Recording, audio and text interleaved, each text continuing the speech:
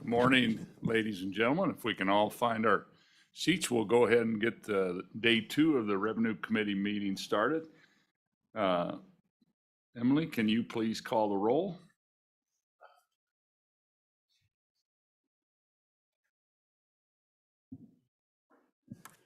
Senator Baldwin. Here.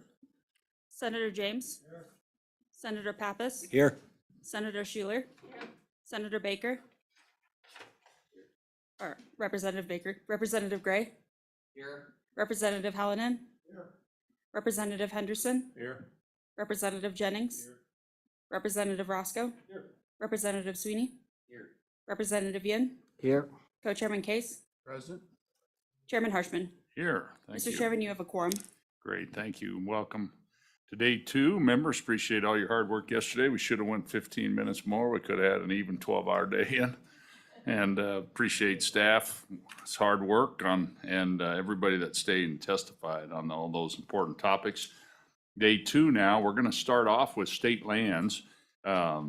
We had a working group, members, Senator Baldwin, Schuler, Representative Henderson, Roscoe, and myself. We just met one time. We really, you'll recall at our last meeting, we were looking at this study, spending some money to do that. We thought, you know, the Ag Committee's recently done a study. And so we just wanted to go back and visit with state lands and talk about maybe some of these updates we could do to kind of help the mission of these state lands, right? Why they were given to us at statehood to begin with. And if there are some outdated things, those kind of things. So group met, got a list of ideas, and it's in front of you in a bill. And so with that, how do we want to present the bill? Do director? I think director and if you guys would like to come forward, maybe you want to comments and then maybe walk us through the bill and. Mr. Chairman, Go ahead, Representative. just a point of clarification, was this noticed for Members, the bill is noticed, and what you see there now is a updated kind of draft with an amendment in green, and we're going to explain that to you. Yeah. Good morning, Director. And is it Assistant Director? I want to get The this. deputy. Deputy, yeah. He's got the it. star, the deputy. Deputy Director, gotcha. Good morning. Good morning. Thank you, Mr. Chairman. I'm Jennifer Scoggin, Director of the Office of State Lands and Investments, and with me is my sidekick, Deputy Director Jason Crowder. Thanks for allowing us to come and meet with the committee today, just to kind of set the table and remind folks what state lands are. Back when Wyoming became a territory, we have what's known as the Organic Act. The Organic Act specifically set aside state lands to be used for funding public education. And that's sort of one of the ways that the West was settled was the federal government, in order to help new states fund that endeavor. They didn't have a tax base. They gave them lands to allow revenue generation and other activities to help fund public education.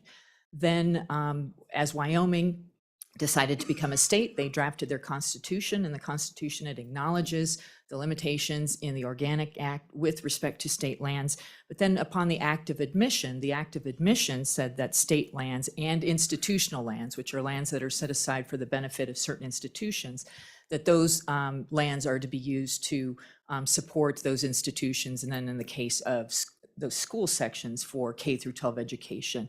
And Wyoming accepted those conditions in terms of the state lands in the Constitution. So that kind of gives you the idea of what state lands are. They're not just limited to revenue generation with grazing and agricultural leasing. There's all kinds of different opportunities for generating revenue on state lands. And although, you know, grazing is an important aspect, our grazing lessees are some of the best stewards of state lands that help us preserve and maintain the integrity of the trust asset. And so we, OSLI, we have a fiduciary duty to the trust beneficiaries, the beneficiaries of the state lands and the institutional lands, to generate revenue and to look out for their best interests as we're managing uses of state lands. So that kind of gives you sort of the baseline there. This bill, we're really excited about it, and we're happy that the subcommittee was able to work on this and look at these things. In the past year, you may recall, well, 2 years ago, when OSLI was directed to go to Teton County and do the study in Teton County. And as we've sort of moved through that process and we have reported to this committee and to others, as we've moved beyond the study and into crystallizing revenue generation opportunities, we've heard from local governments that, you know, they would like to be involved at least in understanding what's going on and in that process. And we realize that there's some ambiguities in the statute where it's really not clear with respect to the local government role and permitting of you know, private buildings and that kind of thing on state lands. And so we thought that this might be a good opportunity to kind of crystallize and clarify the path forward for development on state lands. And really, as I mentioned, this bill is designed to clean up and kind of smooth some of that stuff out. But there, even though in our view, all state lands are open for business, meaning open for revenue generation opportunities, the reality is that this bill is only going to impact a small acreage. You know, we're not just going to go out there and start scraping lands and, you know, defiling the trust asset, if you will. This is just to help us sort of in moving forward, and in particular, when we have new and exciting different opportunities for development of state lands. And I've mentioned this to other committees, to the Joint Ag Committee. I feel like we are at a crossroads right now with state lands, with OSLI and state lands. Are we going to just continue to generate revenue in the ways we always have with respect to grazing, oil and gas leasing, mineral leasing, the usual special use leases for oil and gas facilities, occasional temporary use permits, the occasional wind project, or are we going to look at other potential opportunities? And we think that, again, some of the changes to the statutes that are proposed in the bill will allow us to continue to pursue new opportunities as well. So with that, as many of you realize, I have been up to my eyeballs in ARPA grant funding for the last several months. And so I have asked Deputy Crowder to be the point person on this, and he's been working with you, Mr. Chairman, and the subcommittee. And so I will turn it over to him to walk the committee through the proposed changes to the bill. Okay, thank you, Deputy. Thank you, Mr. Chairman. And as the director mentioned, we appreciate this opportunity, especially appreciate the effort of the working group and conversations we've had with them, but also with the Wyoming County Conservation or County Commissioners Association. They've been really helpful in forming this bill in a way that we think has a great path forward and can really clarify and help development occur on state lands. And with that, the bill was noticed and it has some changes in it, and it clarifies and crystallizes some of our processes, as the director mentioned. But maybe I would start with an addition that we'd like to present the committee with today. Sure. It's an amendment to the bill that you have been working, and it's an effort that again us and the County Commissioners Association have worked through, and hopefully it's a good path going forward. So we provided the committee with a piece of paper this morning that looks exactly like your draft bill, and I apologize for any confusion with that. But the amendment starts on page 5, and it's noted in green. And I also apologize for the color, and I hope everybody can see it. But I'll speak to that real quick. We'll pause just a minute, get everybody's got that. So it's on your list of materials there. Working draft 3, but the amendment is in green, and I'm a little colorblind. I couldn't see it until you said it's green. Then I noticed it's a little lighter than the black. So I can see it. It's on line 11, page 5. Paragraph E. Does everybody have that? Okay, go ahead there, Deputy. Thank you. And Mr. Chairman, this creates a new paragraph E within the statutes. And again, with conversations and noting the concerns that the counties had as far as their involvement in development of state land. And as you mentioned, the weirdness of the statutes now on how development can occur on state lands, there's obviously a void there, and this is intended to fix that void.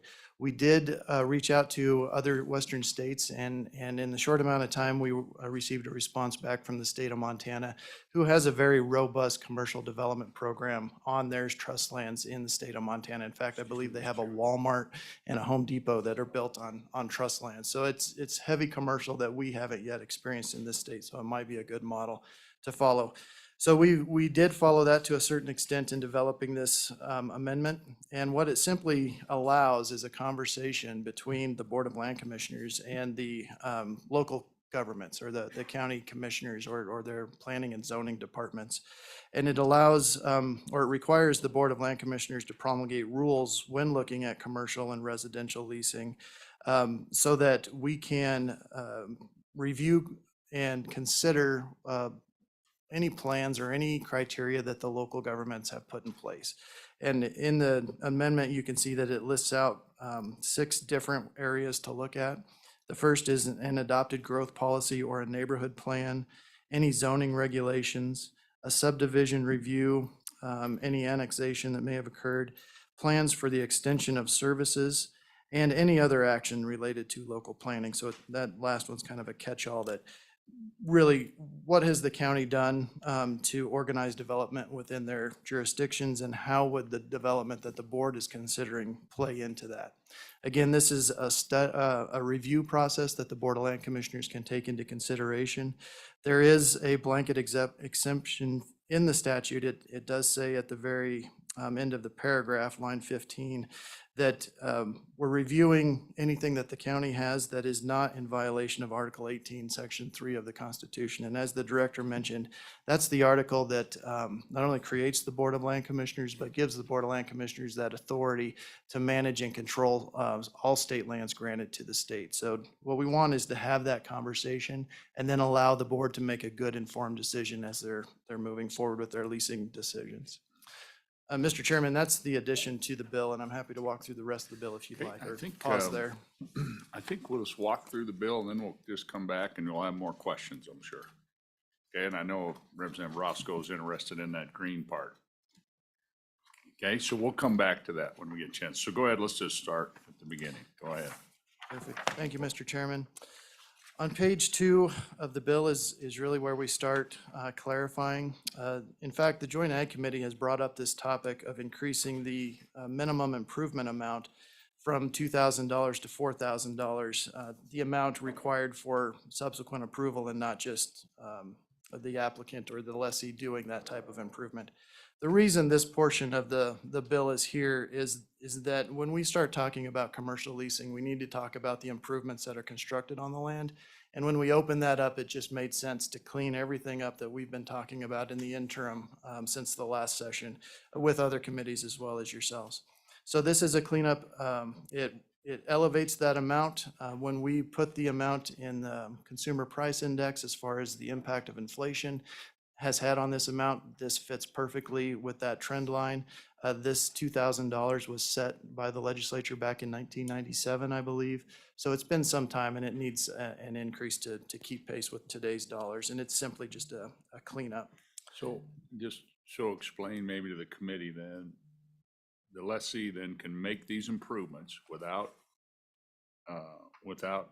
permission up to this amount, and then explain, is there like well, just, I guess, any other part of that. Give us an example maybe of what, I guess there are some on line 18, fencing, water development, those kind of things. Any other kind of examples? Or Mr. Chairman, that's a great question. This part of the statute is really focused at the grazing and agricultural leasing component of the board's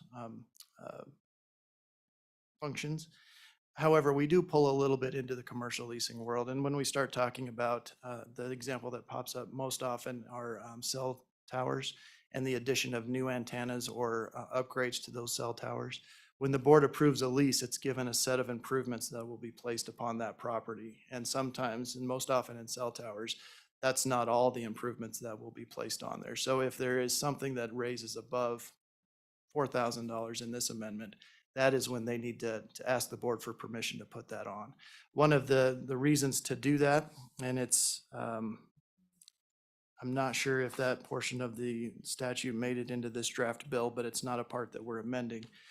When the board approves improvements to be placed on the property above the minimum threshold, that is when the lessee is eligible to receive compensation back. Should they lose the lease or should the state sell the land, they are eligible to receive some compensation back. If they place an improvement on the property without approval and it's above the minimum, then they're not eligible to receive any compensation back above that minimum. Okay, very good. Thank you. And Mr. Chairman, as we move through the bill, we move into statute 36-5-111, which is the payment for or removal of existing improvements that I just alluded to. This is in the situation where a lessee may lose the lease for some reason. In the aggregate grazing world, they could not pay their rent or they could lose it in a competitive bid situation. And we need to have some guidance as far as how do we handle improvements in those situations. Again, this is a topic that the Joint Ag Committee has discussed, and it made sense to include it here because it's part of the conversation in commercial leasing. But we've always had an issue with the definition of contributory value, and that's what the statute lays out as far as the value a lessee is owed should they lose the lease for some reason, that contributory value. It's defined as the increased value of the lessee's improvements of the property after the lessee's improvements are considered. We have struggled with this definition since I've been with the office. Our appraisers have struggled with it. Anybody we have talked to have struggled with the definition of contributory value. And there's a perspective part of this too. Whose perspective are you looking at when deciding the value of that lease, or how much does the improvement contribute to the value of that lease? So we'd like to clean this up. We've worked with the Wyoming Stock Growers Association to understand there's a weirdness here. And we feel the change from contributory value to depreciated market value gives more of an appropriate, maybe all-inclusive type of a value the lessee can expect when they lose their lease for whatever reason. We've defined the depreciated market value with its normal definition as the market value of the lessee's improvement at the time of sale after the useful life of the improvement is considered. So in the sense of grazing and agricultural leasing, fences often come up. Fences were built some time ago, but they've gone through a lot of maintenance. And they have a value that's much higher than it was 5 or 10 years ago. So we want to make sure that the lessee can get compensated for today's value, but also give the appropriate value or the weight of value to the condition of the fence. How much maintenance has been put into it? How can we depreciate it over time? Okay. Mr. Chairman, after that, we move into our commercial leasing statute, which is 36-5-114, and that starts on line 15 on page 4. This is where the amendment occurs that I just spoke about, but the first change to this statute is to increase the limit of a lease from 75 years to 99 years. Again, in speaking with the state of Montana, this is their baseline, 99 years, so it would be similar to how they do business. But what we've heard over time in a couple different areas, one is funding, to secure funding for a commercial venture is much more, I guess, agreeable to those funders if you have a long-term lease, almost a perpetual lease, and all quasi control of the land in perpetuity. And perpetuity is the wrong word to use, but perpetuity can't be granted in situations like this, but 99 years is the next best thing we've heard. So we're increasing it for those reasons. Also, this is the provision of statute that we do habitat leasing under. We've had one conservation bank for the protection of sage grouse in the center of the state, and they needed to have that bank approved by the Federal Fish and Wildlife Service. They required perpetuity protection measures to be placed in anything they would approve. Obviously, we couldn't go beyond 75 years, so it took a lot of negotiation to bring them down to 75 years. However, we learned in those conversations, if we had the ability to go to 99, they would feel much more comfortable in approving a bank like we had. Also, Mr. Chairman, we insert the word residential throughout the statute here, and that is simply to crystallize and clarify that that we can develop state lands for residential purposes. Now, this isn't to mean that we don't do it now. We do have houses and farmsteads on state land across the state. And we also have some cabins for recreational purposes. But we're looking at crystallizing the ability for the board to consider possibly affordable housing subdivisions or other subdivisions that would provide housing in some manner. But want to clarify and crystallize that the board has that ability when it's managing its lands. Mr. Chairman, on page 5, line 7, or I guess it starts on line 6, we change some language there to clarify to the developers of state land the minimum building codes they are expected to abide by when doing that type of development on state land. We've recently found this weirdness in the statute, and we've done some research, and we realized that there are great statutes currently that dictate how state buildings can be built on private lands. There's great statutes and county guidelines on private buildings on private lands. But there really aren't good guidelines for private buildings on state lands. And that's what we're talking about here is the ability for somebody to build a private structure on state lands. We also have a good code that has been adopted by the State Fire Marshal's Office through the Council on Fire Prevention and Electrical Safety. The counties also adopt that code, and the counties apply to the state for enforcement authority of that code. Of course, the counties can build on top of it. But everybody really plays by the same rule book as far as development on any lands, and it's the IBC standards or the International Building Codes. So what we'd like to do here is clarify that we expect all development on state land to follow the state standard or the state adopted code.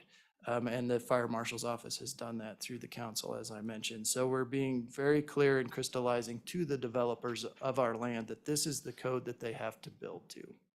And that's simply the change there. Mr. Chairman, Okay, go ahead, Representative Sweeney has a question. thank you, Mr. Chairman. On that point, on line 5, or page 5, line 7 through 9, what if a county has not adopted the latest version of the International Building Codes, which this would be under, I believe? What if the county had not updated and had version 2019, and the state may be on version 21? Would that stop the development? Because there's been recent pushback on some of the international codes going too far. And as an example, in the city of Casper, they've tried to push residential as far as compliance in a house on fire suppression systems, which drives the cost of housing up on residential. But could you address that a little bit? I think too, before you, I think Senator Pappas, Architect Pappas, has got a comment on this. Yeah, thank you, Mr. Chairman. As far as the state has the ultimate authority through the fire, through the Office of the Fire Marshal. And so, and they will grant home rule, they'll grant authority to local jurisdictions, either cities or counties. So they, and so the cities and counties have to have at a minimum the state codes. Now, certainly communities can adopt further codes that supersede or that are, in other words, there could be a code out there, a residential code of some kind that they've adopted, the state hasn't. And then, so that's where the changes are. But if whatever the state, if they're going by whatever the State Fire Marshal's Office is deemed as the code, then every jurisdiction in the state has to follow that. Okay. So. Okay, Deputy, do you have any? Okay, you have a question, Representative Gray? Thank you, Mr. Chairman. So I guess what you're saying is that they have not adopted these international standards, otherwise it would be a moot point in Casper and Cheyenne. Because it's been pretty controversial, as Representative Sweeney said, so I guess the point is that they haven't, right? Otherwise it would be a moot point. Mr. Chairman, Baptist. may I ask who's they you're referring to? The state? Thank you. Representative Gray? Mr. Chairman, this council, I certainly, the reason for the question is I don't want to, in the statute, make them subject to a lot of these onerous international standards that have really wacky stuff. And so from what you're saying, it sounds like the state hasn't gone that direction. Otherwise, Casper and Cheyenne wouldn't be considering it because, as you said, the cities have to follow the state code as the minimum. Senator? Yes, the state has adopted the the International Building Code. Okay, the ICB, the International Building Code. It's adopted that along with other codes, the electrical code, and there's other codes that the state fire marshals adopted. So the cities and counties have to adopt that. Now, it could be a later version, and the city has decided to go to the next version, and I believe that's okay with the fire marshal's office. I'd have to ask him, but they can't go less than what the state has deemed, because the state has granted them home rule and have granted them the authority to actually administer the code in the state in place of the fire marshal's office. But the fire marshal's office has the ultimate authority by statute. Yeah, I'm gonna go to the deputy if you want to add to this. Yeah, Mr. Chairman, and thanks for that. The other thing to consider is not every county has adopted building codes. The municipalities have for sure, but not every county has done this as well. So it puts something in place that the builders can build to where something may not exist right now. Okay, Senator Pappas? And frankly, just because the county has not adopted the code, then they have to actually by law fall under the state code. Right, and that's what, and then Representative Roscoe's built a few things. Any comments? You're looking like you had a comment. Yeah, no, I agree with Senator Pappas completely. And my only question, I guess, either the deputy director might be on line 7, page 5, is all minimum standards. I don't know that, is that absolutely necessary? If it was all standards, would that, I think it would improve it a little bit, but I just wonder how you felt about that. Yeah, what's your thoughts on that wording? Yeah, thank you, Mr. Chairman and Representative Roscoe. Throughout this whole process, what we wanted to do is make sure a conversation was had between our developers and whatever oversight authority there was. Having the word minimum in there, in our mind, meant that this is the bare minimum you should build to because it's the state standard to build to. That's what they adopted. Anything above that can also be had. There's just not a requirement in statute, but through conversations with those local jurisdictions, you could go a little bit further. At least a minimum. Okay, the senator And architect has it. Mr. Chairman, thank you. That's actually a term of art. And so everything's always a minimum standard. Any standard, any building code is the minimum. And so it's always been a term that's used when you discuss standards. So it's logical in this instance. Go ahead, It Representative. does sound good. I do know that, the state is so varied in, snow loads and soil and earthquakes and floodplains and all that are things that each county needs to address. And so I guess they would be addressed, maybe at a county level, some of the specific things. So Okay. that's all clarification. Thank you. Then Representative Yen was next. Thank you, Mr. Chairman, Deputy Director, Director. So I'm a little worried about the green text. I think some of this relies on trust of OSLI that the rules and regulations to review criteria and consideration of local government is going to rely on what those rules and regulations look like, right? Like how much interface will there be with the local use regulations to say, okay, this makes sense, but this doesn't make sense, et cetera. So where are those lines?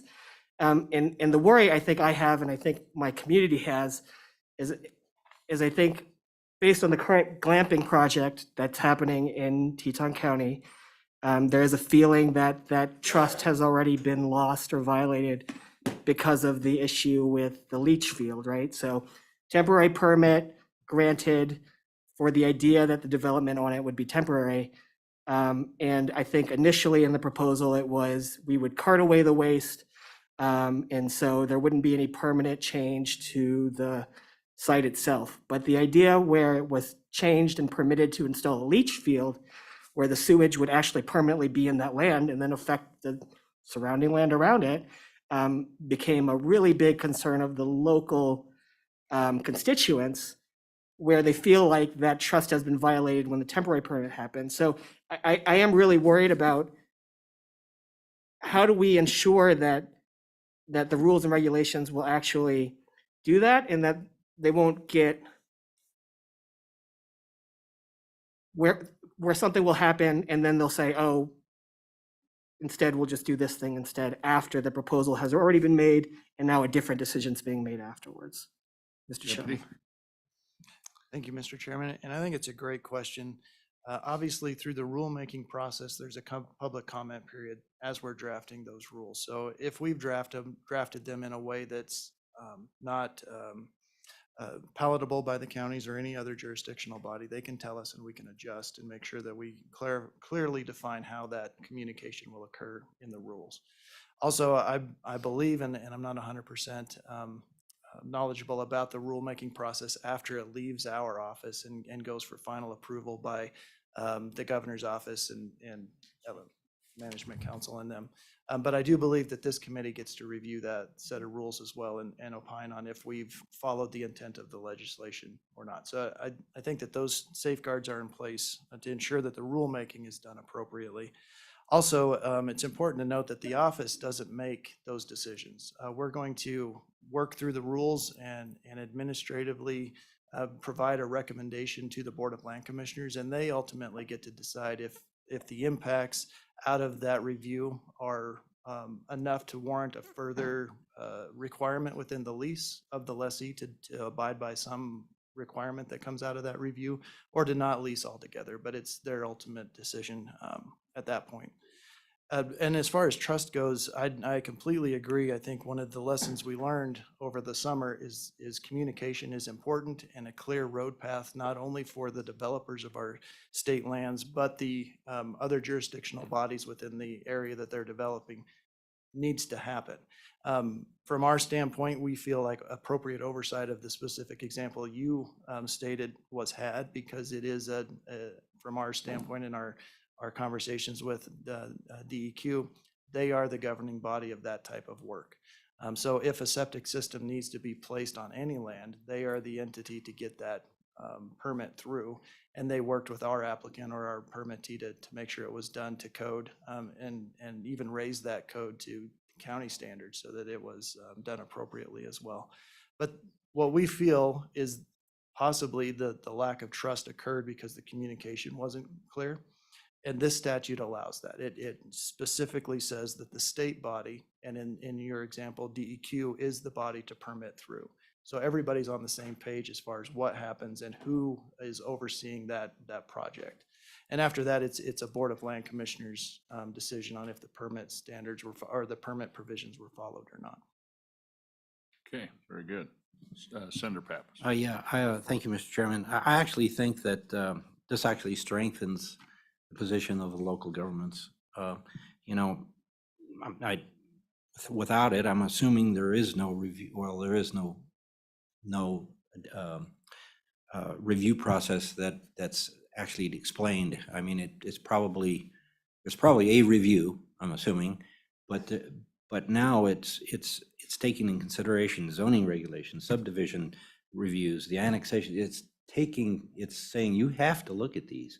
So I think it's really actually strengthening that position to be able to respond to the concerns of the local communities and counties. So I think it's actually very beneficial. Thank you, Mr. Chairman. Okay, continue. Thank you, Mr. Chairman. And after line 9 on page 5, that is where we insert the amendment that we just went through. And I don't need to go through that again unless you'd like to. But as we move through the bill, we go into statute 36.5.115, which is the definition of recreational purposes, and we expand that definition to include any other recreational purpose determined by the Board of Land Commissioners. The intent here is, obviously, we have some impacts from recreational use on state lands. Some of those are liability impacts. And the use of state lands for recreational purposes has expanded. We have a lot of endurance races or adventure races, or we've even heard that there are, you put a waypoint up or a GPS point and you go out and do target practice on certain parcels around the Bighorn Basin and things like that. So it's gotten bigger, and what we'd like to do is increase the impact that the definition of recreational purposes on other pieces of the statute, parts of existing statute, to any recreational purpose that the board leases for. So it's just clarifying that the world of recreation has gotten bigger on state lands. Mr. Chairman, we move further into statute into 36.9.103, starts on page 6, line 16. And we're clarifying again how improvements are to be valued. And in this case, it's not the loss of a lease, but it's the sale of land. Should the board, for whatever reason, sell the land, we need some guidance on how those improvements will be accounted for. This does that. It clarifies that we need to have a negotiation period between the buyer of the state land and the owner of the improvements so that they can determine what the value is. And again, we insert the term depreciated market value here so that we can be consistent throughout the statute. But we really need that negotiation in a sale scenario, because we have a hard time, again, defining what that value is. And the way the existing statute read, we would have to somehow secure 3 disinterested parties to appraise the value of those lands, and that those parties be appointed by a judge in the district court. And that becomes very process heavy, very expensive. So what we're doing is we're inserting this negotiation piece between those 2 parties. And if they can't come to an agreement on the value on that depreciated market value, then we can employ what's already an existing statute and allow the court system to Yeah, get involved that makes sense. in those processes. Actually get together and talk. Okay, continue. And on page 7, Mr. Chairman, in 36.9.105, we again further that discussion. We define depreciated market value again, as we have in previous statutes, so we remain consistent throughout there. But we also include a provision B. It's on page 8, starts on line 10. What this does is this really clears one of the roadblocks we had when we were talking about commercial development and probably more specifically residential development on state land. We've recognized that the revenue derived from any kind of development activities on state lands only gets bigger the longer the state can retain ownership of that land and allow development to occur on top of it. However, in existing statute, that developer would only be owed the contributory value of that improvement, which is not a great light at the end of the tunnel for them. And again, this is when we plan on selling that parcel. You can use the example also if we were developing it as a housing subdivision and we sold off lot by lot as houses got developed to whatever degree. The contributory value of that house is all that developer could be compensated for. So this provision clarifies that if the intent of the commercial or residential lease is to sell that the owner of that improvement can receive the market value for that. And we define the market value as a negotiated value. I will read it for you. Open market under all conditions requisite to a fair sale with the buyer and seller, each acting prudently and knowledgeably, and assuming the price is not affected by undue stimulus. So really, we're trying to, as much as we can, mimic what happens in a residential sale right now. Mr. Chairman, This is, the changes that I'm speaking about now, specifically to the improvements, are only if the lessee loses the lease for some reason, they didn't pay, they missed a filing deadline, what have you, or if the land is sold. We're very focused on those two scenarios. It happens all the time that leases are assigned and improvements are assigned with them, and compensation is traded back and forth for those improvements. We're not talking about that situation. That's a private agreement that the board and the office doesn't participate in. This is simply just if the lessee loses the lease for whatever reason, or we sell the land. Mr. Chairman, that's the bill. Okay, very good. Appreciate Director and Deputy, appreciate you, and you'll stand by as we move forward. Any questions before they leave? Go ahead. Representative Baker? Thank you, Mr. Chairman. If you know, is the Forest Service and BLM maximum 99 years also? Go Thank you. ahead, Deputy. Mr. Chairman, I'm not sure about that. I think it really depends on the type of lease or easement or right-of-way that they issue, and it varies. So I'm not 100% sure. Okay, very good. Are there, Mr. Co-Chair? Just kind of trying to understand what the Ag Committee is doing and how everything fits together. Do they have the exact same bill that they've looked at with the same amendment and everything? Mr. Chairman, we appeared before the Joint Ag Committee last week and discussed their bills, and these weren't a part of the final bills that it looks like they're moving forward with, but there were discussions with the committee through the interim. So I don't know if they're pushing it. I don't believe they're pushing a bill as a committee right now. Okay, thank you. Mr. Chairman, it was just my understanding they looked at some of the same concepts. So if a bill does come out, we'll have to make sure that we integrate them. So thank you. Senator Schuler has a question, then Representative Roscoe. Thank you, Mr. Chairman. Just a quick question on the sale of some of the state lands. Have you guys have any history of state lands that have been sold for affordable housing in the past? Any history on that? Deputy? Mr. Chairman, Senator Schuler, not specifically for affordable housing. We would have to go back and review each one of the parcels that we've disposed of to see if they were developed for housing, but not that I'm aware of. Thank you. Representative Roscoe? Thank you, Mr. Chairman. Just a quick question, Deputy Director. How many school sections are there in Wyoming? I mean, I looked at the map and they were just everywhere. It was great. Yeah. Actually, I couldn't count them. Go ahead, acreage and all that. Go ahead. Mr. Chairman, the actual number of specific parcels is eluding me, but it's 3.4 million surface and 3.9 million subsurface acres. Okay. How much subsurface? 3.9 million, Mr. 3.9. Chairman. And at statehood, we had how much? 4 or something? Mr. Chairman, at statehood, it was 4.2 of both. Yeah, that's what I thought. We've sold a bunch of it, but there's a couple I wish we wouldn't have, but, yeah. Okay, very good. Well, appreciate your work. And, oh, do you have more questions? Okay, I was gonna get to the audience here. Who, Representative Gray and then Representative Yen. Mr. Chairman, I've got a couple questions. So first, this change on page 8. I'm not understanding why you wouldn't just grant successive 99-year leases for a residential. Why would you dispose of that land? That's not a good move for the state. I mean, if someone's willing to build a development and do it on a lease, why would you sell the improvements? I mean, some of these proposals, on building on priceless plots, I mean, it makes no sense to then dispose of the property if there were to be residential development. Go ahead, Deputy. Sure. Thank you, Mr. Chairman and Representative Gray. There's not a requirement to sell these lands if we're inside of that lease. And one of the main reasons I think to sell, if we get into one of these types of leases, is that the buyer of that property, and we're assuming it's a house or some sublot of the whole, needs to have some funding security. And a lot of times their best funding structure happens when they own the ground underneath the improvement as well. So I think it clarifies in one specific instance when we were going to sell, how we should do that, how we should value the improvement, but there's not a requirement. And the intent of the lease could be that we sell lot by lots, and that would be what the Board of Land Commissioners would approve in their lease provisions.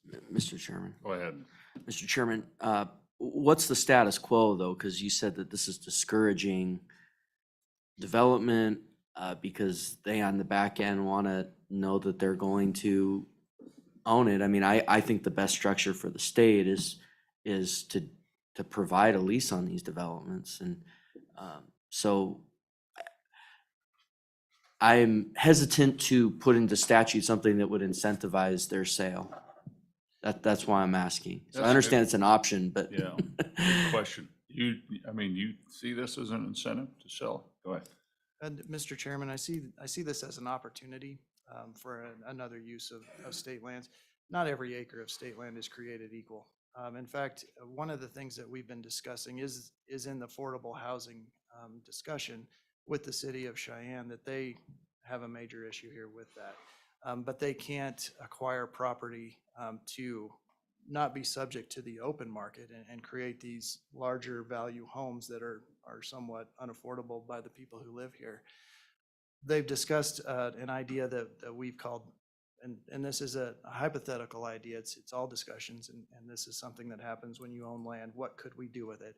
But this is one of those types, is have a land bank type program where we own a piece of property close to municipality. And it's not one that we've probably always owned, but we've assisted the county in acquiring it and holding it for a certain amount of time for them to plan and zone to allow an affordable housing development to go in on that. We couldn't do that under existing statutes because the obvious outcome of that idea would be a sale of the property. And we need to be able to, if we're going to further those conversations and help communities in their affordable housing discussions, this is a door that also needs to be open for them to move forward. Okay, Representative Yen had a question. Mr. Chairman, thank you, Deputy. If there's a situation where someone felt that the board did not follow the rules and regulations that end up being promulgated, who has standing to challenge the board on that? Deputy? Mr. Chairman, I think that's a question above my pay grade and for the Attorney General's office. Director?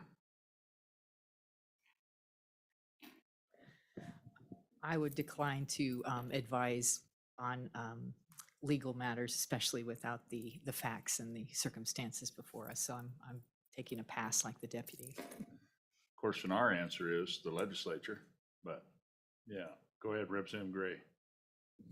Thank you, Mr. Chairman. Mr. Crowder, and if you could get a little closer to the mic, because I'm having a little bit of a hard time hearing you. Do we know what the minimum standards adopted by state regulatory agencies that is? I mean, I'm trying to email the fire marshal, but I'm not able to at this moment. So, I mean, I want to know what that is, and because if it's one of these updates, and I'm not a master at this, DS-22 or whatever the heck we're on, then that's something I really want to know. And I mean, this bill was not on the agenda, and I don't know when it was posted, but I don't think it was on the site yesterday. Maybe it was, but otherwise I would have looked at this. I mean, I don't know what the minimum is. Do you have any way where we could get an I think idea of that? Before we go, Josh, when did you post the bill? Mr. Chairman, I don't recall exactly when this was posted, but sometime last week. Mr. Yeah. Chairman. Thank you. Okay, go ahead. Deputy Director. Thank you, Mr. Chairman. I'm not sure what the minimum standards are either, and that's not an expertise that our office holds. We're relying on sister agencies to tell us that and to guide that, and that's a normal practice for our office. We simply lease the lands and allow the sister agencies to help us manage the land. So whatever minimum standards the fire marshal's office through the council have adopted, that's what we're expecting here, as well as anything that the Department of Environmental Quality or WIDOT or any other regulatory body would have. Okay. Very good. Okay, Representative Hallinan has a question. Thank you, Mr. Chairman.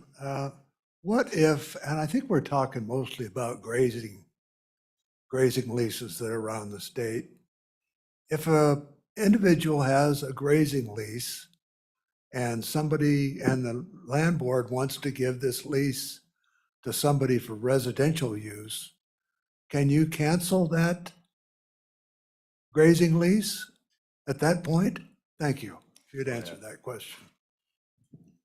Thank you, Mr. Chairman. And it's a good question. So we have a couple avenues we can go down.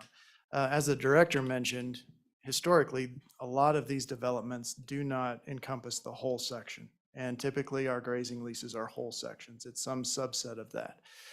If it is a subset, then we have a surface lessee consent form and surface impact payment form that I went through yesterday, requiring the lessee to consent to the new use going on the property. And if they don't consent, then the Board of Land Commissioners can go through an arbitration and negotiation process between them.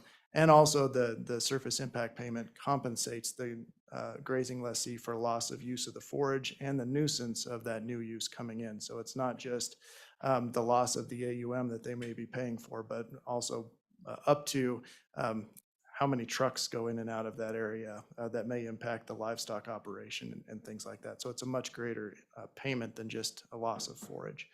But if it is something that spans the whole section, we have a couple other options. If we are selling the whole parcel, we have to sell it subject to the lease. Existing statute requires that. So whoever buys the property becomes the lessor for the remaining term of the lease, and then they do whatever they do at the renewal period at that point.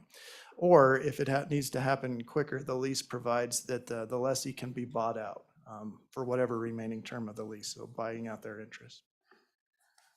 Okay. Okay, Representative Henderson. Thank you, Mr. Chairman. I have a couple of questions. One is related to the comment about the land bank possibility. So while it's in that land bank status, is there provisions in current statutes or continuing to derive some payment for that status?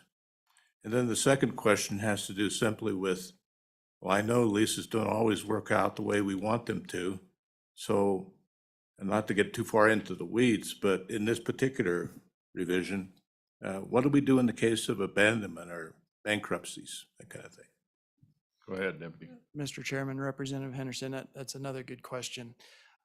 So all of this is done under the guise of a lease. And in all of our leases, we require some type of consideration. And sometimes that's monthly, sometimes that's based on amount of barrels of oil or water that is moved, or sometimes it's annual. So it's really the terms of the lease that are negotiated at the time when the application is provided. But we do expect to have some compensation to entice some performance from our applicants as we go forward, and we do that through bonding as well.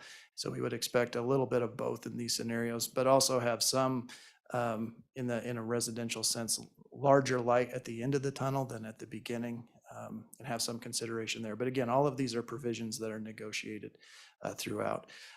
Again, we have unfortunately a lot of instances where companies go bankrupt or business practices don't pan out like they were expecting. So we can work with the lessee as we move through that lease term, amend the terms to be something that allows business to operate a little bit more beneficially to both parties, or we can terminate it at whatever point if they go into bankruptcy. And we have bonding in place to ensure that the state's interests are covered, not only in the reclamation sense, but if they've not made payments, we can cover those payments with that bond as well.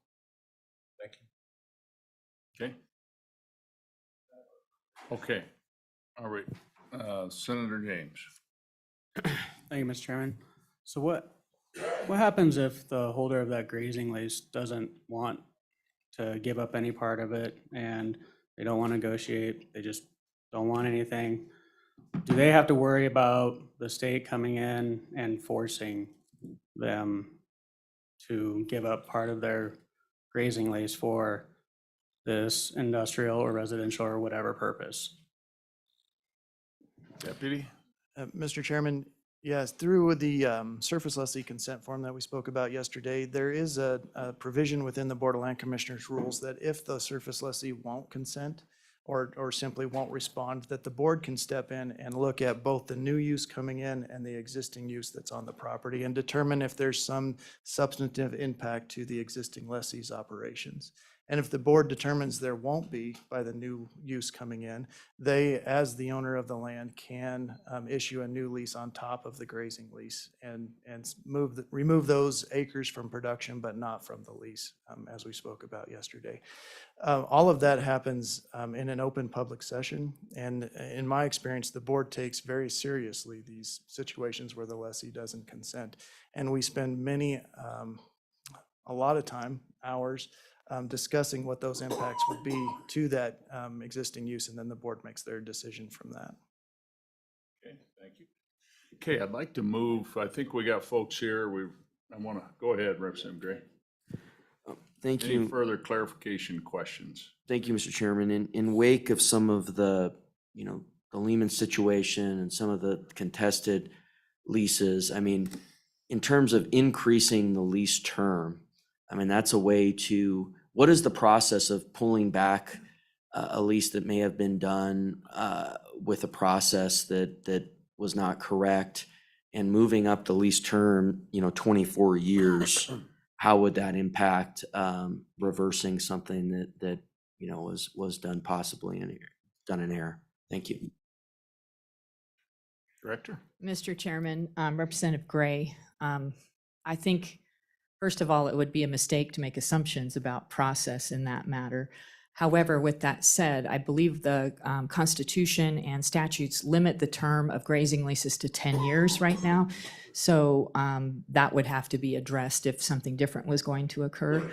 With respect to a lessee or a previous lessee or a potential lessee that may believe that a process wasn't followed in the leasing process, there is an ability to appeal the director's decision. And then that is a fact-finding contested case is undertaken by the Office of Administrative Hearings. They make a proposed findings of fact, conclusions of law to the board. The board is free to either adopt that or to do something different.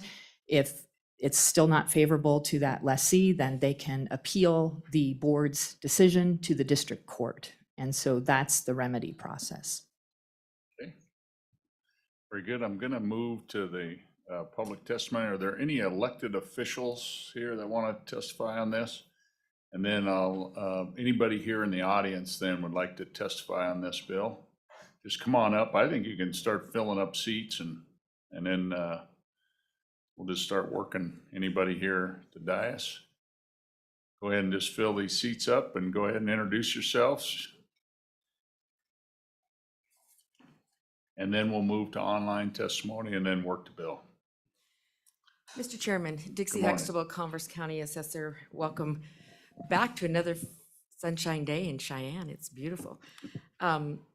This bill, this topic is of concern to the assessors in the fact, as you can imagine, of property taxes and how this will affect the property taxes. Currently, as I understand it, and as I believe is happening across the state, the improvements on state land are being taxed to the best of our ability. There is some concern sometimes about when the taxes are paid. It goes to delinquent tax sale, how that gets handled. I can't answer that question. That would be a treasurer's question, but there are some concerns about that. But the bigger question for us at this point is the land under those improvements, if it was to be expanded into more uses besides agricultural. We're used to the state lands being leased for agricultural purposes.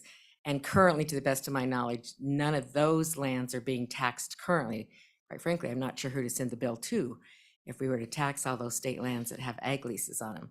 But when you start diversifying that into a competitive business with other commercials or residential developers, now I think there'll be some pushback as to how will we tax the land underneath those buildings that is owned by the state. Okay, thank you. And how would you, I mean, in some ways, wouldn't the lease payment be kind of the in lieu of taxes? And so, I mean, obviously a commercial venture on private land doesn't pay a lease, they pay property taxes, but I don't know. I'm just running that by you. I mean, they're going to pay one way or the other. Mr. Chairman, I'm not sure how, I Yeah. really don't know how it worked. Right now, as I would see it, that the land, because of the state ownership, would be questionable whether it was taxable. Right. Maybe the deputy can speak to Yep, that you one. bet. Appreciate it. Okay, anyone, any questions for? Go ahead, Representative Roscoe. Thank you, Mr. Chairman. Ms. Huxtable, so I should know this, but I don't. When you get your property tax bill every year, the house and the land, it's just all one number when I get it.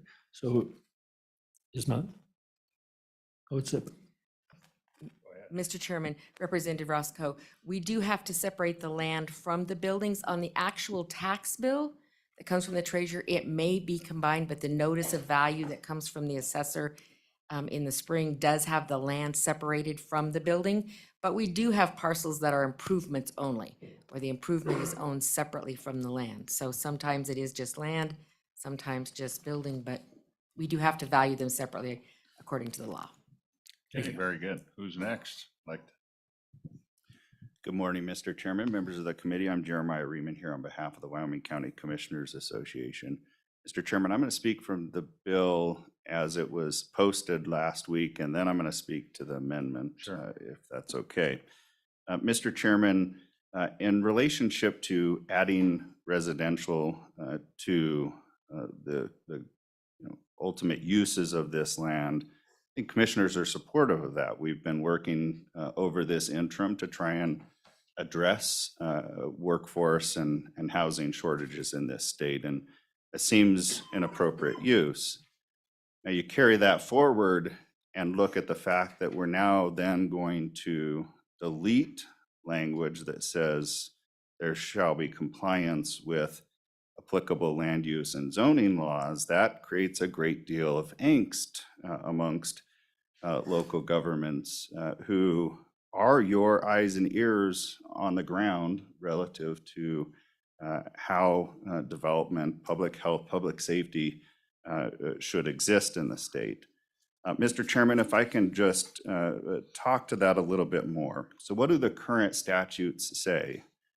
In 18.5.201A, that's where you've granted zoning and planning authority to counties in particular. And of course, it talks about that public health, safety, morals, general welfare of the county, and goes on to say the things that we're responsible for looking at, the structures and the use, the condition, use, and occupancy of lands, residents, recreation, agriculture, industry, commerce. Those are things that we can do. Now, there are a few things that you've put in there that we can't do, including regulation around mineral development. That makes sense. It's an important industry in our state, so we don't have authority there. We have some limited authority in agricultural space, depending on the size of the parcel and the intended use.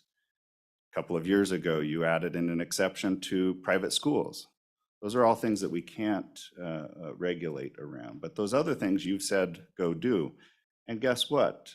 Every single one of your counties in some way have done that, not comprehensively across every acre, not for every use, but different in each county. Some it's just subdivision regulations, some it is full-blown zoning. And so we've taken that responsibility very seriously. I'm very cognizant that this language or this proposal then adds in a requirement that the state adhere to the minimum requirements of state agencies. That seems fair, and maybe we want to keep that language. I don't have a problem with that, but a few considerations for you. You've heard about DEQ and septic tanks. It's true that they're responsible for that. But in many of your counties, DEQ in collaboration with local governments have had to set minimum lot size requirements. And guess who has that power? We do, you don't.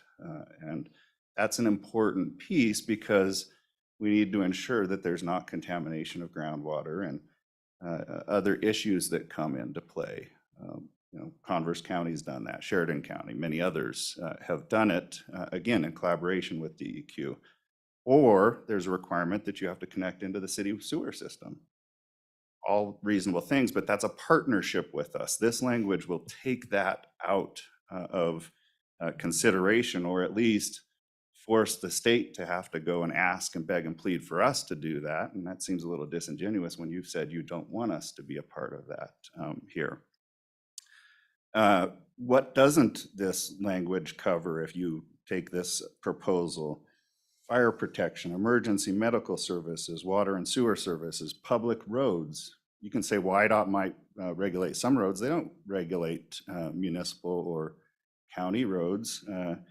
Easements, utilities, solid waste disposal, floodplain requirements, non-conforming uses, nuisances. I could go on and on of the things that you don't regulate that we might consider. So I'm arguing we need to keep that language in place.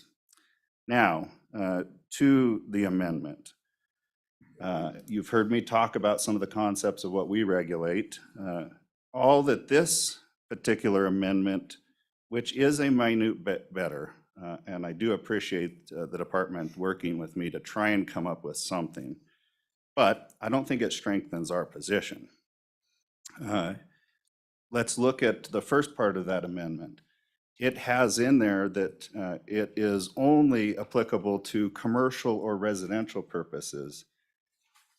In the language above, there are two other purposes that might exist there and that are within our power currently to zone and regulate, and that's industrial and recreation purposes. From my perspective, those two pieces need to be included in this language. The other part of it is it says that it's a consideration. So in all fairness to local governments, even if we got the best rules and regulations, I can see a situation where we go before the Board of Land Commissioners and they're picking and choosing. We like that idea that the locals had, but we hate this one. I don't think that that's appropriate. You know, in the worst case scenario, these lands might be sold and this is going to be responsibility of local government, which gets to what Dixie talked about in terms of responsibility. You know, we don't have any taxing authority, even those lease payments are going back to the school children. Great, that I want that to happen, but we're not getting any benefit from that. We didn't get a say per se in it. In Natrona County, they require a improvement in service district so that the locals are responsible for that. This doesn't necessarily guarantee that that's going to happen, so that local taxpayers aren't responsible for a development that they didn't have any say in. You could go on who's going to enforce this in terms of the standards if the board is picking and choosing. You know, are the locals going to be responsible for enforcing standards that the state ultimately, thankfully, adopted, but not others? Those are concerns I have. I've gone on probably too long, but Any appreciate questions? it and happy Any to take questions. for Jeremiah? Senator Schuler. Thank you, Mr. Chairman. So just wondering about we're talking page 5, correct, Jeremy? Yeah. And if we took out the word all on line 6 and just left with applicable land use planning and zoning laws and all minimum standards, would that be something that you think would improve the bill to some degree? Okay, go ahead, Jeremiah. Mr. Chairman, Senator Schuler, are you suggesting keep the deletion of all, but maintain the language of applicable land use planning and zoning laws? Yes. I think it's a heck of a lot better than the position I'm in right now, so absolutely. Thank you. Okay. Any other questions? Okay, very good. Thank you. Representative Sweeney. Thank you, Mr. Chairman. So do you have any prepared proposed amendments at this point, Jeremiah? Mr. Chairman, Representative Sweeney, I don't have any. I saw this language for the first time last night in terms of the proposal. If I was to do something on the fly on the version I think that's in front of you on line 11, I would add in industrial and recreational in addition to the commercial and residential. And on line 14, I would take out consideration and go with something much stronger that would require adherence to or something much closer to that than what this currently says. Thank you. You know, I think you get into this and this isn't the first time, you know, I think when we were doing some improvements at the University of Wyoming and local standards where you got to do all this fire suppression, all this stuff. I think I was chairing appropriations then, and I somehow got in the middle of this, and, you know, there's a point where there's always a rub, and that's a good thing. That's the way we're designed, is to divide duties and powers, but you're always gonna have that. It's not gonna be, you know, the counties are the state, right? And so I think there's always gonna be this rub. It's never gonna be perfect. But I think that idea then is to really, how do you maximize the job of these trust lands? That's what we're here for. It's not whether county commissioners got all the power or the state or anybody else. I think it's really keep that in mind. These trust lands have a job to do, commanded in the Constitution. And so it's really important. So that's my comment on that. I'm going to go to Mr. McGagnon. Welcome. Thank you, Mr. You don't need any Chairman. introduction, but you have to, so you know the drill. Members of the committee, Jim McGagnon with the Wyoming Stockgrowers Association. I preface my remarks by saying that I printed the version of this bill that was available on LSO website this morning. And based on your discussion of line numbers, it appears to be a different version than what you're working off of. So excuse me for that. Also, I've not seen the amendment, but I listened to it being read here. So I'm a little disadvantaged in that sense. But certainly the provisions on increasing 2,000 to 4,000, changing contributor value to depreciated market value. Those are some changes that we've been supportive of in the past and would continue to support them in this bill. The 75 years to 99 years, I question a little bit only in the sense of what message that delivers. And as the deputy director was speaking, you know, he talked about that being kind of a substitute for perpetuity because they don't have the authority to do this in perpetuity. And that's my concern with the 99 years, that it creates an expectation of something that's 99, but it'll be renewed, it'll be in perpetuity. And I think we want to be careful that we don't do that with these trust lands, that the Board of Land Commissioners maintains the flexibility in, I think 75 years was ideal, to look at new options that may have arisen that may be more advantageous to the trust than just continuing the current one for another period of time. So I just comment on that. Don't have any problem with introducing residential. I think these need to be looked at in terms of all the options that are available, and that's one that was not previously included, and it could make some sense to put it in there. We have very serious concerns with the language that removes the requirement for compliance with applicable land use planning and zoning laws, and I would support the testimony that was provided by Mr. Ryman previously, but I would add one thing to that. If you can, in your minds, envision these state trust lands, and yes, there are sections, but there are also many smaller parcels, and they're scattered across the state, intermingled with a lot of private lands. And when the counties do their planning and zoning, those private landowners have the opportunity to be at the table, to sit and discuss that, and to analyze what a particular plan, particularly zoning decision, what impact it will have on not only their use of the land, but the value of their land for future uses, and weigh in on that.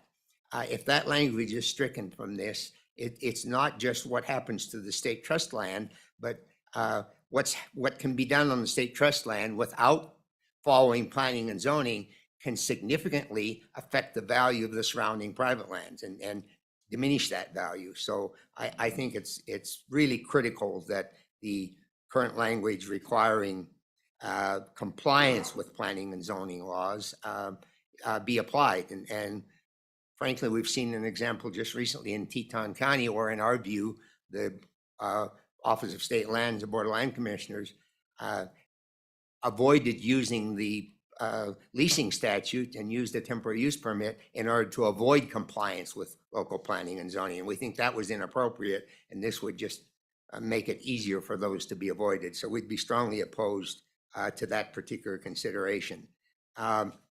If this were to move forward with any of this language, I would ask for your consideration of adding a provision, perhaps at that the end of that paragraph D on whatever line that would be. It would be line 13 on my version, but to say that this would be done in full consultation with and consideration of the impacts on current lessees. That's another area where under the current processes that are in place, while the intent may be there, I don't think that's been accomplished. And having that clarified in statute would, I believe, be very helpful. And I'm not going to go as far as to say that you can't do anything that is contrary to our current lease, because you can negotiate those and make them acceptable if the conditions are right. But to allow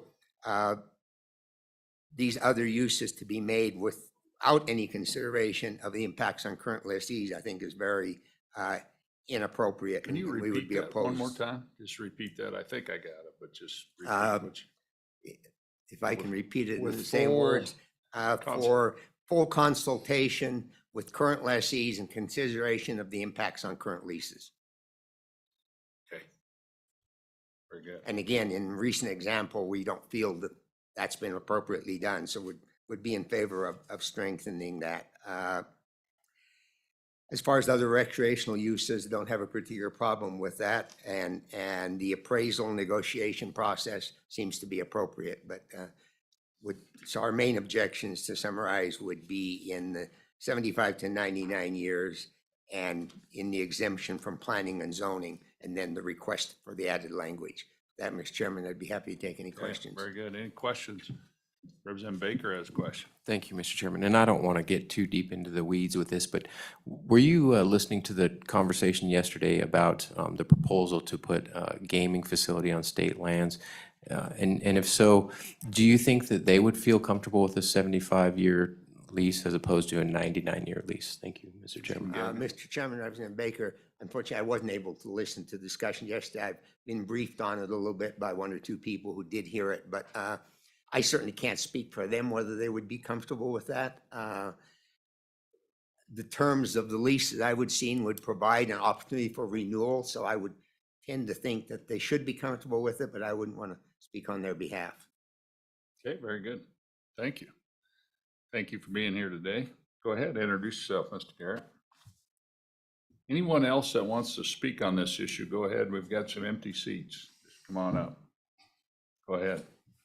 Thank you, Mr. Chairman. I think this microphone is Yeah, one of those. appropriately stowed because it doesn't work. My name is Richard Garrett, and I'm a member of the Wyoming Outdoor Council, an organization for which I once worked, and I am speaking today as a member of that organization. Before I offer remarks, which will be brief, I assure you, Mr. Chairman, I want to offer two things. One is I think that there can be no more laudable goal for our state legislature than to achieve excellence in education and sustainable funding resources to achieve that goal. Wyoming has a lot to be proud of in terms of what we've made possible for our students, and I think the most recent example that comes to my mind is a #1 ranking. Yesterday, we heard about a #1 ranking that we're not so proud of, but today I think I can cite a #1 ranking that we can be proud of, test score achievements for 7th and 8th graders as compared to the rest of the nation. We saw that news about 30, 45 days ago. And I think the legislature can rightfully take a great deal of credit for that accomplishment. So I thank you. I also, as an aside, because this might be the last time I get to comment to this committee as it's presently constituted, I want to personally thank you for your service, for your friendship, and for your devotion to our beautiful state. It's been an honor to work with each of you over the course of these last few years. I look forward to working with each of you in whatever new roles we all have. And so I thank you very much from the bottom of my heart. Well, thank you. And when yeah. we're done with this, Bill, we're going to go have a little ice cream I love that. cake. All of us sweeten everybody up before we do Medicaid expansion. I love that. So, really to thank these folks who aren't coming back to the legislature too, but really appreciate your kind words. Appreciate you being here. Okay, continue, please. Thank you, Mr. Chairman. a lot of great comments, and I'm not going to repeat. I'll only echo those comments from Mr. Riemann and Mr. Magagno. I'd like to direct your attention to page 5 again. And there is a provision under paragraph D that all minimum standards adopted by state regulatory agencies be respected within the determination process. I would only ask on behalf again of the Wyoming Outdoor Council and probably any number of other stakeholders that we explicitly acknowledge a requirement to consult with Game and Fish on habitat protections, migratory corridors, and that sort of thing. A great deal of work has been done.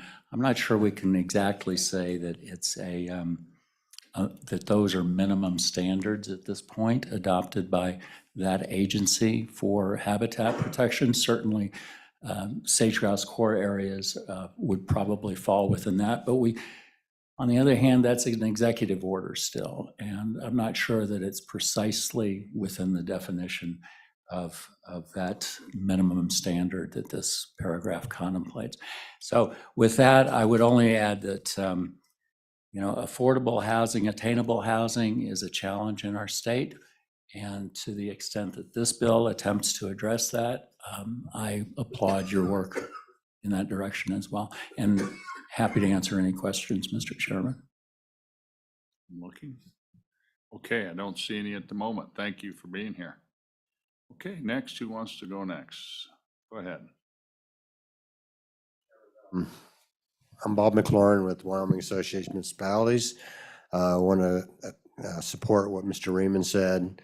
Not a lot of these trust lands are located within corporate boundaries of cities and towns, but they're located adjacent to, so our members will be impacted on what happens with those state lands. And we would ask that any development on state trust lands comply fully with local zoning and land development regulations. Thank you very much. Very good. Any questions? Okay, thank you. Okay, good morning. Anyone else? Go ahead and just take a seat and we'll keep working. Good morning, committee and chairman. My name's Marguerite Herman. I'm here as a member of a group called Advocates for School Trust Lands, and I've appeared before this committee before in the same capacity. And our concern is management, excuse me, of school trust funds and lands in accordance with trust principles and responsibilities that are laid out, excuse me, in our constitutions and acts of admission. So I'm here in that capacity.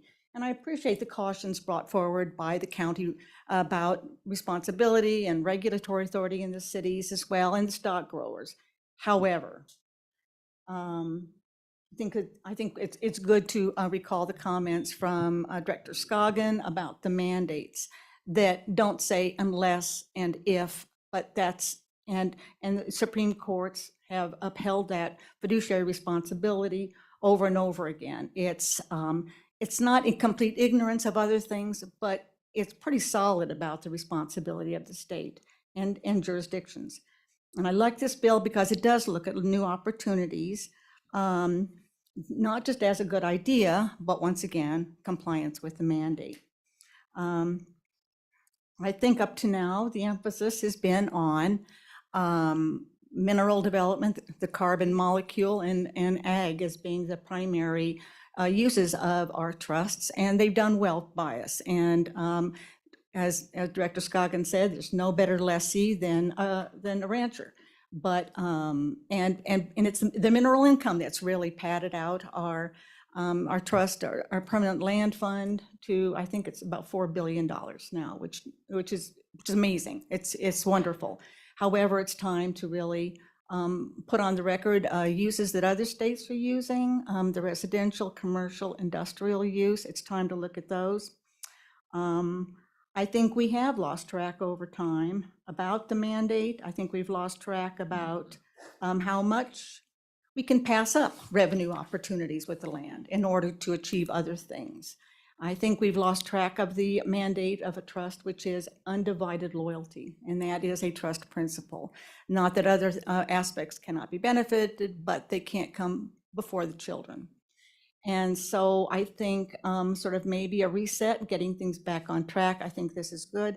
I think we've kind of lost track of also the borderland commissioners as designated by our Constitution as the management for the lands. But I also will tell you that because the jurisdiction has come under some kind of discussion in the past while, that they don't have a free hand either. They have to abide by the Constitution and Act of Admission. So I don't think, I think, they don't have free arbitrary use. They are restricted to, once again, apply by the trust principles required for the assets. And so I think maybe just to get the jurisdiction clarified, that's the borderland commissioners, but they have to be in compliance. And once again, there have been Supreme Court decisions for other states, but also, just that is the fact that you can't just do what you think would be a really good use of the trust. You are restricted. I will say, anyway, I guess I think that, and also the legislature has to comply. I mean, we have to, every piece of our government, up to our 5 elected officials, are bound by our Constitution and by our Act of Admission. So if anyone says, well, except that maybe we can take care of an issue over here, we got to go back to those original documents. And I think this bill is one way to get there. I will just take this brief opportunity to praise OSLI. Nobody works harder than those folks. And I think they take the trust responsibility seriously, and they discharge their duties seriously. And sometimes they don't get it right. Sometimes the regulations are not applied absolutely great, but I don't think anyone can impugn their purpose and their intent. And that's about all. And I really do look forward. I would say that as rules and regs are developed, if this bill passes, I think we'll all have a chance to weigh in on those. But once again, we don't have a complete discretion about how those things can be applied. We have to go back to Constitution and Act of Admission, and we all have to do that. The county, the city, everyone. So Very good. I'll take questions if you want. Okay, any on. questions, members? I'm scanning okay, appreciate your testimony. Appreciate you being here. Thank you, Mr. McNiven. Thank you, Mr. Chairman. My name is Travis McNiven here on behalf of the Northern Apple Business Council. Certainly was not planning on engaging on this bill or this discussion. Just simply wanted to come up as the conversation was referenced and Representative Baker asked a question along the lines of yesterday's proposal. Our view would be that, of course, we're responding to the Revenue Committee's goal of raising revenue for K through 12 funding. Obviously, state lands and the management and fiduciary trust responsibility around that, we felt meant that additional uses and bringing forward a commercial revenue generating idea for those lands would fill that trust responsibility and also the revenue generating requirement. So along those lines, to Representative Baker's question, while I would not say I know what the right years or numbers would be, I do know that what would be put forward by my client or other venture would require significant funding and capital. And along those lines, as you look at funding those sources, lenders and the different funding opportunities, the longer time horizon that provides certainty for that capital would certainly make financing easier as you have additional time. And I would simply leave it at that. Okay, very good. Okay, any questions? Okay, thank you. Are there any other folks who have come today to testify on this bill, this topic? Or is there anybody online? Nobody online. Okay, we're gonna go ahead and close public comment on this bill. I might ask the deputy and the director to just join us here too. If there's any other questions that come up while we're discussing the bill, I'll go ahead and allow you to Working that. Okay, members, what's your pleasure on the bill? It's been moved by Representative Henderson, seconded by Representative Pappas. Okay, we're just gonna work the bill page by page. So we'll start on page 1. And I'm working off, members, I'm working off this version that was on our desk today, right? With that green, just so we're all clear on that, with the green amendment that's in there. Okay, so when we reference that. Okay, I think we all have that. I'm looking, okay. Page 2, are there any amendments? Okay, page 3, any amendments?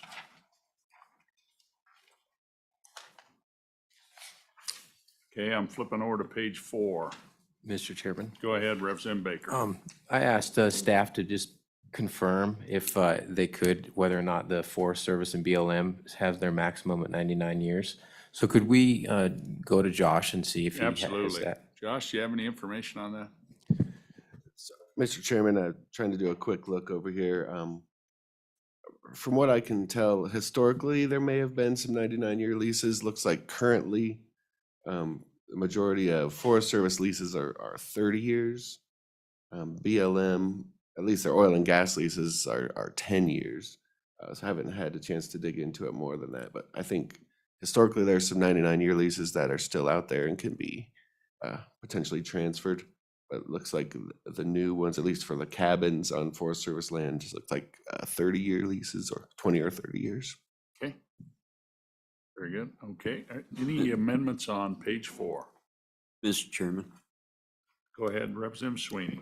I'd like to propose amendment on page 4, line 20, to strike 99 years and leave in the deleted 75 Okay, years. is there a second?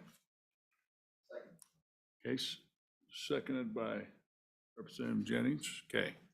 Discussion, I think we all understand this. Go ahead. Yeah, go ahead, question. Thank you, Mr. Chairman. Director, would this change be a showstopper in your perspective? Go ahead. Director? Mr. Chairman, Representative Henderson, when we're talking about longer-term situations such as the deputy was describing with the potential for housing and, I don't want to call it, not low income, but what is it? Affordable housing. I didn't want to call it low income, but affordable housing. I think it makes people nervous when you don't have longer term underlying leases. And I think as was discussed by Mr. McNiven too, if you're looking at larger commercial operations, financing and that sort of thing, they need that longer term lease in order to have that assurance that they're going to control the surface, if you will, for that endeavor. So I don't know that it's a showstopper, but I think it is limiting. Okay, thank you. Go ahead. Thank you, Mr. Chairman. Just a quick follow-up then. Going back to the answer before about, the considerations of the lease in terms of whatever the purpose is of the lease. Could there be a provision in there to build that bridge into the lease for that to help transition or accommodate in terms of whatever financing and so forth was involved for the affordable housing? What I'm saying is can we write a term in the lease for those special situations? It's not going to be everywhere, I wouldn't think. But there are situations where you have affordable housing when you're looking at all the money involved to get that set up and the wherewithal. Would there be a provision in the lease that could accommodate this for the longer term? Mr. Chairman, Representative Henderson, without the authority to increase that to 99 years, we can't do it. That's the law. But that's not to say that if we are provided the authority for 99 years, that every lease we write is going to be for 99 years. It's going to be specific to the endeavor that is being requested. So if in fact 99 is going to be an option, it would need to be here. Okay, I think Senator Pappas, you have a comment or? Yeah, thank you, Mr. Chairman. I just wanted to ask a question whether you also have the authority to write in additional terms beyond whatever the initial lease term is, whether you can you know, offer in the lease an additional term of